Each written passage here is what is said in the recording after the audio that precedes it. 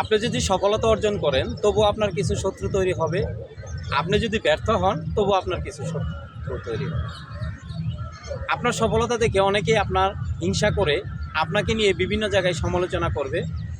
তারা বোঝাতে চাইবে যে আপনার চেয়ে তারা ভালো, কিংবা তারা যে অবস্থানে আছে আপনার চেয়ে অবস্থান ভালো। নিজেকে নিয়ে চেষ্টা না করে আপনাকে সমালোচনা করে তাদেরকে নিচে আনার সবসময় চেষ্টা করবে।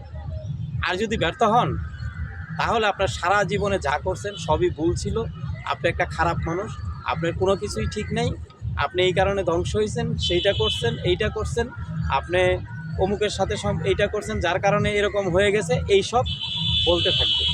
আপনি যদি মনে করেন যে আপনি মানুষের কাছে ভালো থাকবেন, ভুল ধারণা। আপনি ভালো করলেও কিছু মানুষের কাছে খারাপ হবেন, খারাপ করলেও কিছু মানুষের কাছে খারাপ হবে। তাই বলে কি থেমে যাবেন ভালো কাজ করা? যে যাই বলুক না কেন, যত হিংসা করুক না কেন, আমাদেরকে ভালো কাজের দিকেই এগিয়ে যেতে হবে। আমাদেরকে একটি সুন্দর পৃথিবী গঠন করতে হবে, যেখানে আপনার সন্তান বসবাসের যোগ্য একটি জায়গা পায়। আসুন আমরা পৃথিবীটাকে আমাদের সন্তানদের জন্য বাসযোগ্য করে সাজাই। ধন্যবাদ।